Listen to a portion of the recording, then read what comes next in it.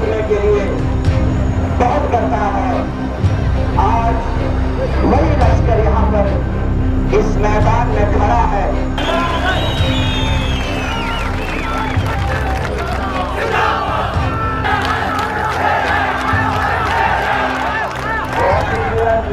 मौजूदों के लिए संग्राम की तारीखी सरजमीन, इंदिरा की तारीखी सरजमीन को पहली बार आपके दयाल महोत्सव से हाजिर हुआ।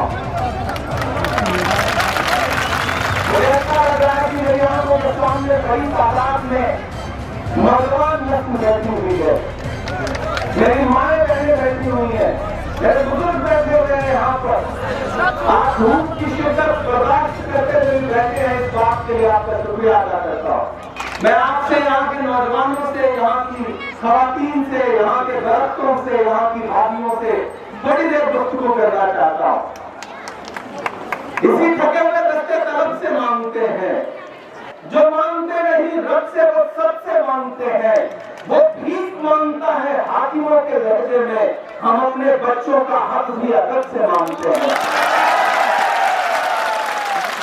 हमारी मेरे साथियों की जम्मू कश्मीर के मुस्तकबिल का फैसला करना है। एक नौजवान साथी हमसे उम्र में शायद छोटा ही होगा, मेरा भाई शेख जफरुल्लाह को कांग्रेस पार्टी ने अपना नुमाइंदा बना करके यहां भेजा है। एक तरफ वो चेहरे नुमाइंदे बन के आए हैं जिनकी पिछली 40-50 साल की जिंदगी और उनका किरदार आपने भली आंखों से देख रखा है। जांचे परखे लोग हैं, एक बार नहीं 1000 बार जांचोगे खराब ही निकलेंगे। लेकिन कांग्रेस पार्टी ने एक नए मजबूत कंधे को आपके बीच में भेजा है आपकी जिम्मेदारियां उठाने के लिए। और जब से जफरुल्लाह को कैंडिडेट बनाया है कांग्रेस पार्टी ने, बड़े बड़े सियासी सूरमा परेशान है। ये 35-36 साल का नौजवान असेंबली में पहुंच गया तो आने वाले 35 साल इस जगह की नुमाइंदगी करेगा, इसे रोका कैसे होगा? इस साजिश में लगे हैं, जुगनू भी मेरे घर में चमकने नहीं देते, कुछ लोग अंधेरों को सिमटने नहीं देते। हम है कि नई पौध लगाने पे तुले हैं, बरगद है कि पौधों को पनपने नहीं देते। लेकिन मैं आपके जज्बे को सलाम करता हूं। यहां पहुंचने पर मुझे महसूस हुआ कि यह जिंदा दिल लोगों का इलाका है, ये खुददार लोगों का गांव है। अगर आप ठान लेंगे तो कोई ताकत जफरुल्लाह को हरा नहीं सकती है, ये यकीन है मेरा, क्योंकि जिस ओर जवानी चलती है उस ओर जमाना चलता है। बड़ी बड़ी साजिशें, बड़ी बड़ी खुराफातें पामाल हो जाती है अगर नौजवान ठान लेता है किसी काम के लिए। एक साल मैंने सुना है सिलाई मशीन लेके आए, हालांकि उनका दामन खुद इतना चाक है कि अब वो रफू नहीं हो सकता।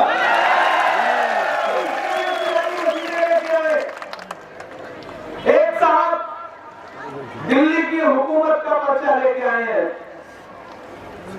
मैं इंद्रवाल के, भरवा के, अस्तान गांव के बुजुर्गों से ये कहना चाहता हूं कि नादान हो, इस दौर में क्या ढूंढ रहे हो तुम? जहर की शीशी में दवा ढूंढ रहे हो?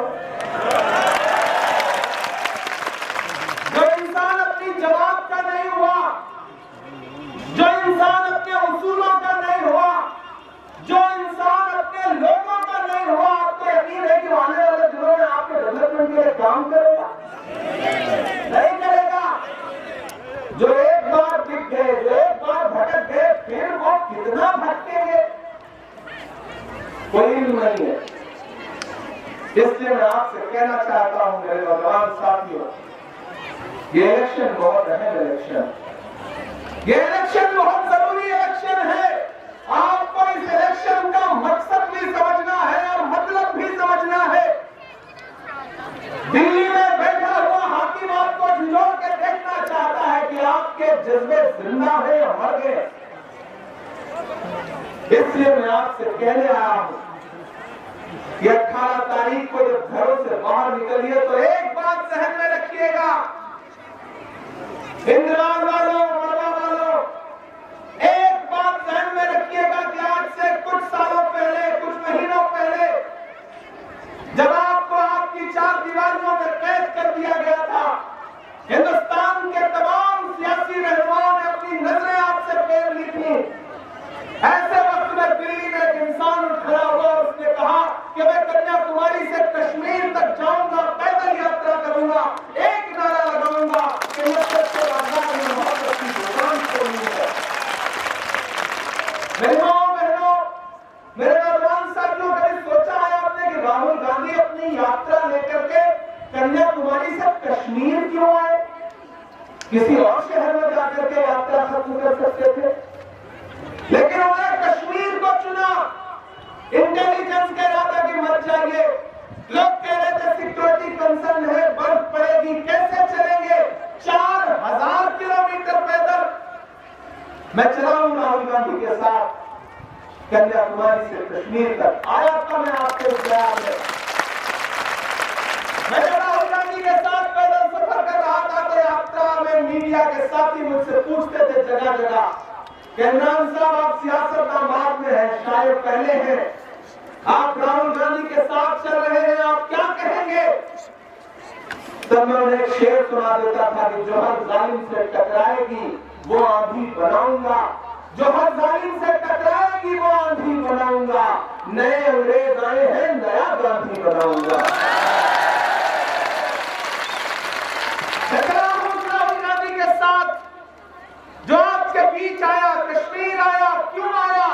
आपके जख्मों पर मरहम लगाने के लिए, आपको सीने से लगाने के लिए, आपके ऊपर जो जुल्म सितम हुए हैं पिछले कुछ सालों में, उस दर्द को कम करने के लिए वो इंसान आया। मैंने देखा है उस इंसान के पैर के छाले, मैंने देखा है राहुल गांधी के माथे का बहता हुआ पसीना। तो आज इस अस्तान गांव में खड़ा होकर के, मड़वा में खड़ा होकर के इंद्राल की आवाम से मैं कहना चाहता हूं कि अरे आप तो इस बात पर ईमान रखते हो ना कि मजदूर का पसीना सूखने से पहले उसकी मजदूरी उसे दे देनी चाहिए।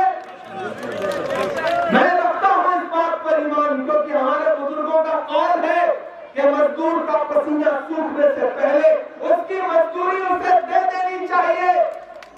इंद्राल वालों, अभी राहुल गांधी के पैर के छाले सूखे नहीं है, अभी राहुल गांधी का बहता हुआ पसीना सूखा नहीं है। मैं आज इंदौर में अस्तान गांव में राहुल गांधी की मजदूरी मांगने के लिए आया हूं। और जानते हैं वो मजदूरी क्या है? राहुल गांधी ने अपना नुमाइंदा बना करके जफरुल्लाह साहब को आपके बीच में भेजा है। आप इन्हें जिला के असेंबली पहुंचा दीजिए।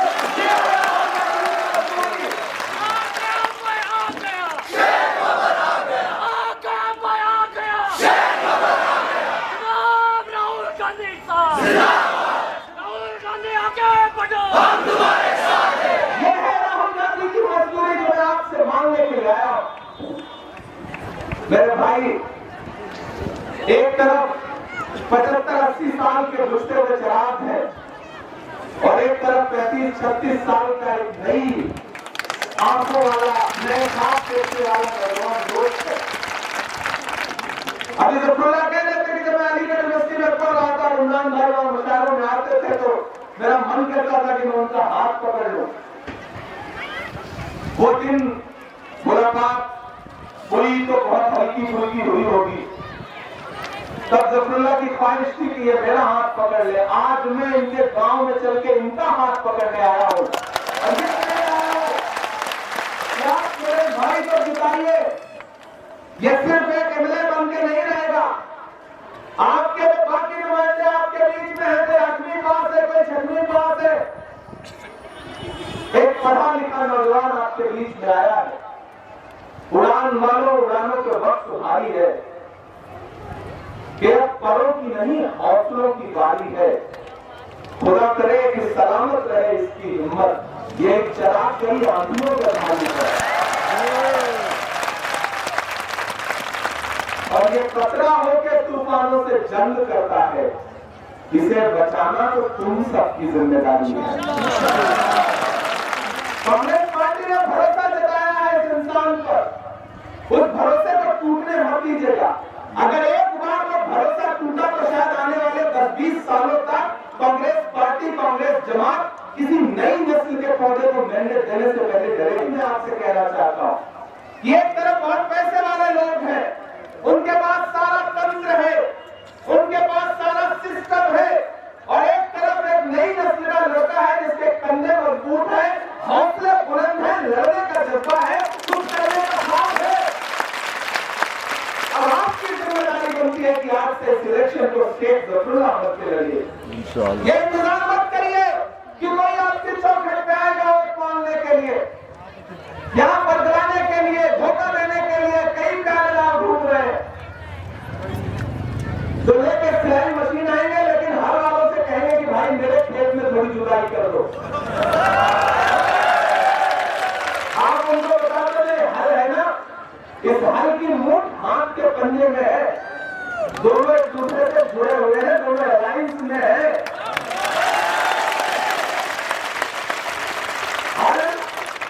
हाथ का पंजा और हल, इन्हीं दो चीजों से इंद्रवाल में कोई हल निकलेगा डेवलपमेंट का।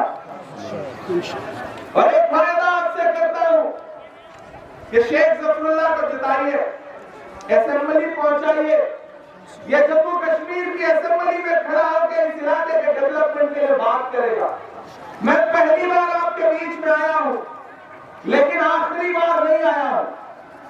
मैं आज अपनों के बीच में आके मुझे महसूस हो रहा है, ये ऊंची ऊंची जो पहाड़ियां हैं, ये जो वादियां हैं, यहाँ की फजाएं, ये सामने जामा मस्जिद, ये ईदगाह, ये दरख्त और ये सामने भोले भाले लोग, मुझे बिल्कुल ऐसा नहीं लग रहा है मैं अपने घर से हजारों किलोमीटर दूर खड़ा हूं। मुझे ऐसा लग रहा है मैं अपने गांव में खड़ा हूं, अपनों के बीच में खड़ा हूं। बिल्कुल मेरे जैसे हैं, मैं भी आप जैसे एक आम से परिवार से निकल के आया हूं। मेरे भी घर में कोई सियासतदान नहीं था, मैं किसी सियासी घराने से नहीं हूं। मेरे वालिद आपकी तरह एक आम से इंसान है, मेरे दादा आपकी तरह एक आम से इंसान है। मैं अभी जफरुल्लाह के वालिद से बात कर रहा था तो मुझे ऐसा लगा जैसे मैं अपने दादा के साथ बैठा हूं। लेकिन महज 34 साल की उम्र में राहुल गांधी जी ने मेरा हाथ पकड़ा और हाथ पकड़ के मुझसे कहा कि देश की सबसे बड़ी पार्लियामेंट में जाओ, राज्यसभा में जाओ, अपने बच्चों को लो।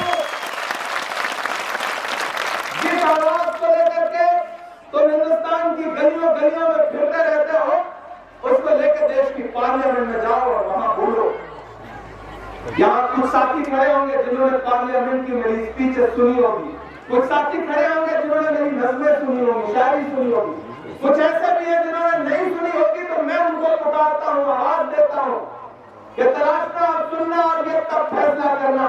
मेरा खुदा गवाह है कि मैंने अपनी 2 साल की जो मेरी पार्लियामेंट की जिंदगी गुजरी है, उसमें एक लम्हा भी ऐसा नहीं गुजरा है जब मैंने आपकी फिक्र के बगैर गुजारा हो।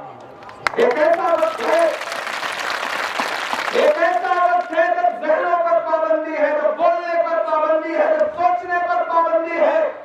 ऐसे वक्त में भी वक्त के हाकिम से आंख मिला करके सड़क से संसद तक आवाज उठा रहा हूं। मैं डरा नहीं, मैं झुका नहीं, कहीं छुप छुपा के खड़ा नहीं। जो डटे हुए हैं महाज पर, मुझे उन सफर में तलाश कर।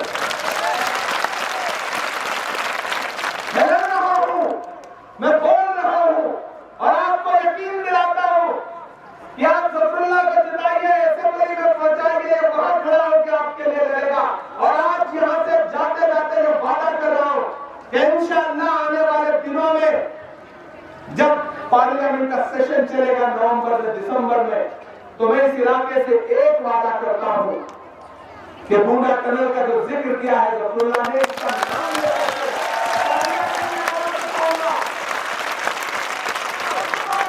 पार्लियामेंट में इस बात को लेकर के इस टनल के लिए आवाज उठाऊंगा। देख लेना, सिर्फ आने वाले 2 महीने बाद जब पार्लियामेंट का सेशन शुरू होगा तो आप ये पाएंगे कि आपके इस आस्थान गांव का नाम हिंदुस्तान की पार्लियामेंट में लिया गया है। ये मेरा वादा है, मेरी जवाब है। अब मेरी नई नस्ल मुझे बताओ इससे अच्छा ऑफर क्या हो सकता? एक जिताओ, एक साथ तो फ्री पाओ, एमएलए जिताओ, एक साथ तो फ्री पाओ। 30 साल की उम्र में जब इतना जज्बा है तो सोचो जब ये एमएलए बन जाएगा तो किस हौसले के साथ काम करेगा। अभी जब इस बुते कमसिन का कद 6-7 फुट का है, अभी जब इस बुते कमसिन का कद 6-7 फुट का है, तो मुमकिन है जवानी में कुतुब मीनार हो जाए। आप एमएलए बना दो। मैं तो इस इंसान को सिर्फ एमएलए के तौर पे नहीं देख रहा हूं, मैं इसे मुस्तकबिल में जम्मू कश्मीर का एजुकेशन मिनिस्टर देख रहा हूं। तालीम पे काम करेगा। हम तुम्हारे साथ हैं। ये जो इनकलाब है, जुल्म का जवाब है। ये जो इनकलाब है, जुल्म का जवाब है। आगे बढ़ो, हम तुम्हारे साथ हैं। जी आगे बढ़ो, हम तुम्हारे साथ हैं। आपके नारे बहुत खूबसूरत होते हैं। मैं जब से आया हूँ पिछले 4 दिन से जम्मू कश्मीर के अलग अलग इलाकों में जा रहा हूँ और मैं खुदा का शुक्र भी अदा करता हूँ और जमहूरियत को जिंदाबाद कहता हूँ। वरना ये इलाके, ये पहाड़ियां, ये वादियां पता नहीं यहाँ कभी जिंदगी ले आती है न ले आती, लेकिन ये जमहूरी निजाम जो है जिसे दिल्ली को फिर से बहाल करना पड़ा है और इलेक्शन तक मामला आया है, कभी सोचा है ये क्यों आया है? ये राहुल गांधी की भारत जोड़ो यात्रा का असर है, उसका दबाव है कि दिल्ली के हाकिम को मजबूर होकर के यहाँ इलेक्शन करवाना पड़ रहा है। तो मेरी खुशनसीबी है कि मैं इस इलाके में आया हूँ। मेरे भाई एक चीज जहन में रखना, मुझे पता है धूप बहुत तेज है, लेकिन आप बहुत प्यारे लोग हैं। हम 2 फीट ऊपर बैठे हैं, 3 फीट ऊपर बैठे हैं, तो मैं डाइस पे बैठे हुए लोगों को कभी मोतबर नहीं मानता। मैं सामने बैठे हुए लोगों को हमेशा मोतबर और बड़ा मानता हूं, क्योंकि नया पाने की चाहत में पुराना छूट जाता है। तुझे अपनाऊं तो मुझसे जमाना रूठ जाता है। मोहब्बत पढ़ने लिखने में बहुत आसान है, लेकिन मोहब्बत को निभाने में पसीना छूट जाता है। आप परेशान होकर बैठे हैं, मुझे हुक्म हुआ है कि मैं एक नज्म भी सुना दूं। नहीं सुनाऊंगा तो आप कहेंगे जख्म पर जख्म खा के निकले हैं, हाँ मगर मुस्कुरा के निकले हैं। सर झुकाने का हुक्म जब आया, सर झुकाने का हुक्म जब आया, और भी सर उठा के निकले हैं। नारे हक लगा के निकले हैं, नारे हक लगा के निकले हैं। नज्म मैं पढ़ रहा हूं, लेकिन इस नज्म के एक एक मिसरे में आपकी धड़कनों की तर्जुमानी है। एक दिन हम पार्लियामेंट में आवाज उठा रहे थे तो एक साथ 146 एमपी सस्पेंड कर दिए गए, 146 एमपी एक साथ सस्पेंड कर दिए गए। मैं बाहर निकला तो मीडिया के साथी खड़े, उन्होंने हमसे कहा इमरान साहब सस्पेंड हो गए, अब कुछ बोलेंगे?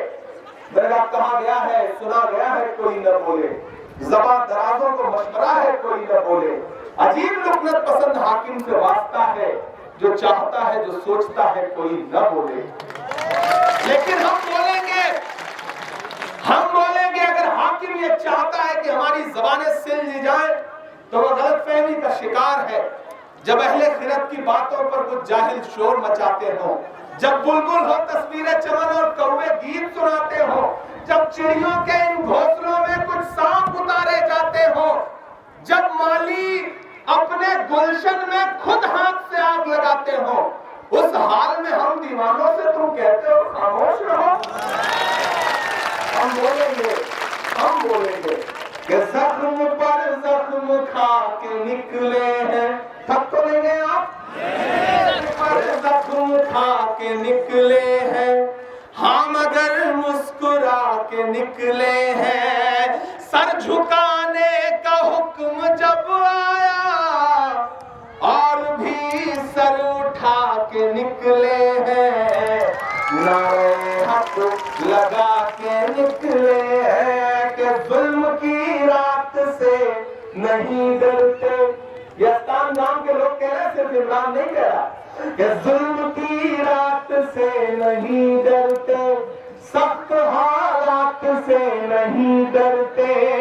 तुमको तारीख ये बता देगी हम किसी बात से नहीं डरते, बात से नहीं डरते। जुल्म के हाकिमों के चेहरे पर आईना हम दिखा के निकले हैं, नारे हक लगा के निकले हैं, नारे हक लगा के निकले हैं। आखिरी 4 मिसरे बताओ, यहां से वहां तक कोई भी हाथ खामोश नहीं रहेगा। चौथे मिसरे पे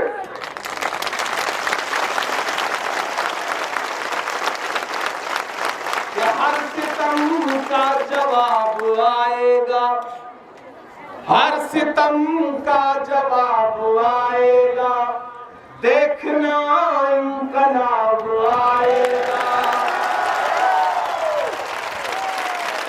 और कि देखना इंकलाब आएगा।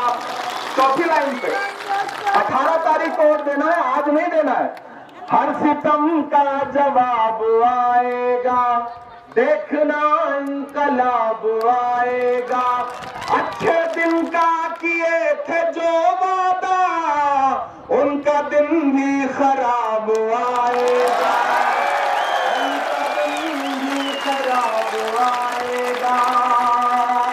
कि हम तो निकले हैं मुस्कुराते हुए, इस बीच चेहरा देखिए हाकिम का, कि हम तो निकले हैं मुस्कुराते हुए और वो तिल मिला के निकले हैं, नारे हक लगा के निकले हैं, नारे हक लगा के निकले हैं। मेरे भाइयों, बटन दबाना तो ये मत सोचना कि आपका वोट सिर्फ शेख जफरुल्लाह को जा रहा है। आपका दिया गया एक एक वोट जफरुल्लाह के साथ साथ मोहब्बत के उस मसीहा को भी मिलेगा जिसका नाम राहुल गांधी है। शेख जफरुल्लाह को 18 तारीख को हाथ के पंजे के सामने बटन दबाकर दिया गया आपका एक एक वोट उमर अब्दुल्ला साहब को मिलेगा। आपका शेख जफरुल्लाह को दिया गया एक एक वोट हाथ के पंजे के सामने वाला बटन दबाकर वो इमरान प्रतापगढ़ी के ऊपर आपका एहसान होगा, जिसे इंशाअल्लाह और खुसूसी तौर पर अपनी माँ बहनों से बात करना चाहता हूँ। शेख जफरुल्लाह आपके बेटे की तरह है, आपके भाई की तरह। आप ठान लीजिए कि इसे जिताना है तो अपने से कोई नहीं हरा सकता। आप ठान लीजिए, आप सोच लीजिए, अगर आपका कोई रिश्तेदार, आपके घर का कोई फर्द प्रेशर कुकर की सीटी बजा रहा हो या सिलाई मशीन चला रहा हो, तो जाकर के यहाँ तो इससे कह दीजिए कि आज से खाना पीना बंद, घर पे खाना नहीं मिलेगा, चाय नहीं मिलेगी। आपको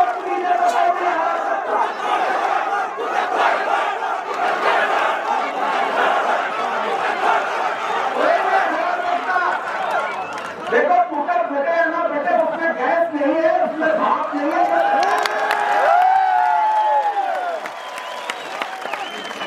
आप ये समझ लो मेरी माओ बहनों, कांग्रेस पार्टी और अलायंस क्या कह रही है? सबसे ज्यादा आपके फायदे की बात है कि जैसे ही सरकार बनेगी, हर परिवार की जो बुजुर्ग खातून होंगी उनके अकाउंट में सीधे हर महीने 3000 रुपया आपको मिलेगा। ये कांग्रेस पार्टी नहीं दोस्तों, आपके लिए हमारे मैनिफेस्टो का वादा क्या है? अपनी नौकरी, अपना हक। 1 लाख नौकरियां सरकार बनते ही जम्मू कश्मीर के नौजवानों को दी जाएंगी, इसे कोई रोक नहीं सकता है। और सबसे अहम बात, हर गरीब परिवार को 11 किलो चावल हर महीने हमारी सरकार मुहैया कराएगी, ये हमारा वादा है। इसलिए मैं आप सबसे गुजारिश कर रहा हूँ, 18 को घरों से बाहर निकलिए, जफरुल्लाह को जिताइए, उठाइए अपना एक एक हाथ और मुझे जिताएंगे ना, जफरुल्लाह को जिताएंगे ना, असेंबली पहुंचाएंगे ना।